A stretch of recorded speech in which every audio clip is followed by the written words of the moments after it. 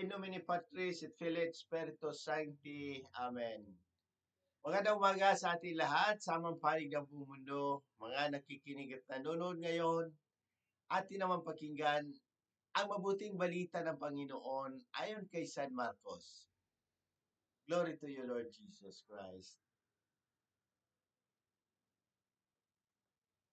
Noong panahong iyon, habang paalis na si Jesus, ay may isang lalaking patakbong lumapit.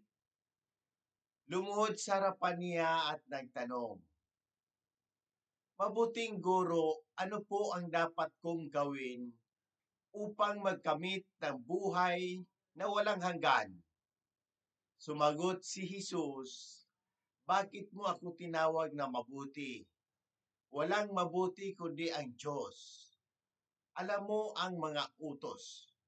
Huwag kang papatay, huwag kang mangangalunya, huwag kang magnanakaw, huwag kang magsisinungaling sa iyong pagsaksi, huwag kang magdadaya, igalang mo ang iyong ama't ina." "Guro," sabi ng lalaki, "ang lahat po ng iya'y tinupad ko na mula pa sa aking pagkabata." Magiliw siyang tiningnan ni Jesus at sinabi sa kanya, "Isang bagay pa ang kulang sa iyo. Humayo ka, ipagbili mo ang iyong ari-arian at ipamigay sa mga dukha ang mga pinagbilhan. At magkakaroon ka ng kayamanan sa langit. Pagkatapos, bubalik ka at sumunod sa akin." Namanglaw ang lalaki na marinig ito at malungkot na umalis, sapagkat siya'y napakayaman.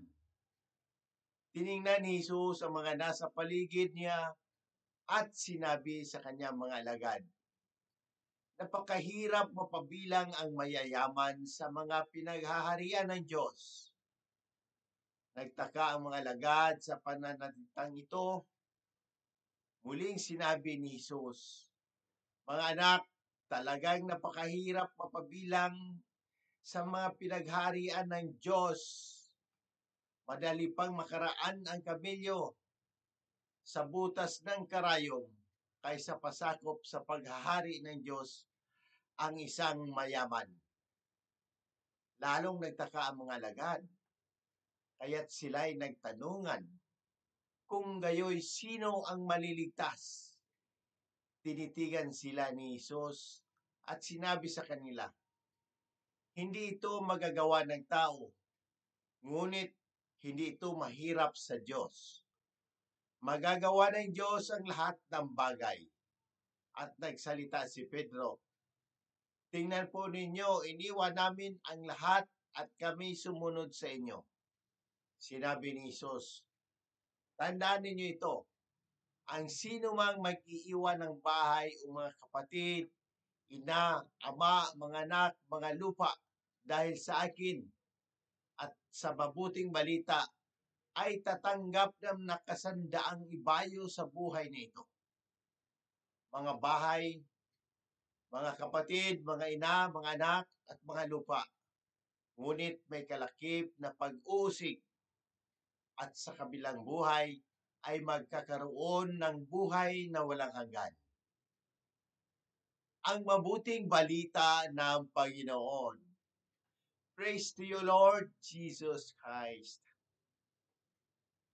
Pagnilayan natin bilang Romano Katoliko sa unang pagbasa sa Karunungan at sa ikalawang pagbasa sa Hebreo. Ang Ebanghelyo ngayon mula kay San Marcos ay naglalaman ng isang napakahalagang tanong. Ano po ang dapat kong gawin upang magkamit ng buhay na walang hanggan? Ang lalaki sa kwento ay sumusunod sa mga utos. Ngunit inihayag ni Jesus na may isang bagay pa siyang kulang.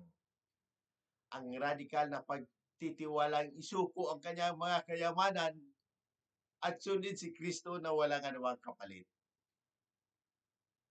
Ang kwento ay nagpapakita ng pagsubok sa ating mga pagpapahalaga at relasyon sa mga material na bagay.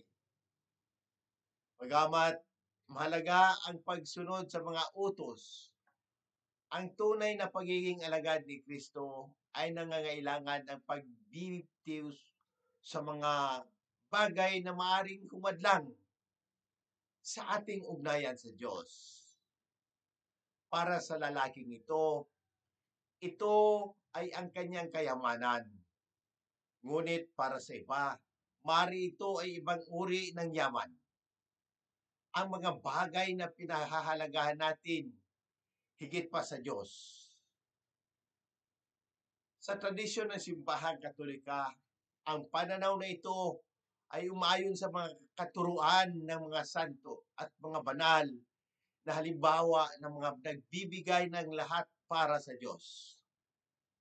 Si San Francisco ng Assisi, halimbawa ay iniwan ang lahat ng kanyang kayamanan upang mabuhay ng simple at maglingkod sa mga mahihirap. Itinuro sa atin ng tradisyon na pagsunod kay Kristo ay nangangailangan ng kababaang loob, pagiging handang iwan ang lahat, at pagsunod sa Diyos ng buong buo. Kagaya ng ginawa ng mga unang pastol at mga martir.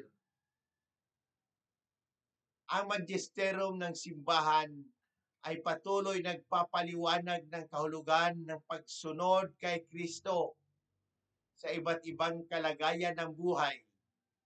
Sa ating panahon, ang mga katuruan ng mga Santo Papa, mga obispo, at ang simbahan ay nagbibigay diin sa pagkakapantay-pantay, hustisya para sa mga dukha, at pagtanggap sa mga paghihirap ng pagsunod sa Diyos.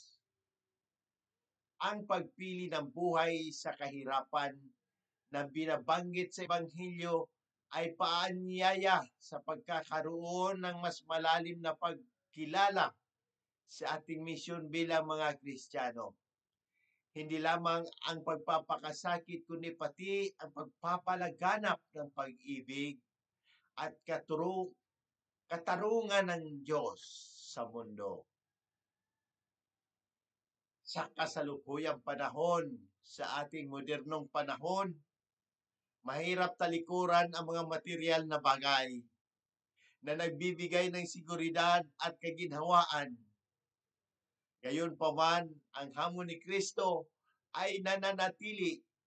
Hindi tayo tinawag na maging alipin ng kayamanan, kundi mamuhay ng malaya upang mas mapalapit sa Diyos.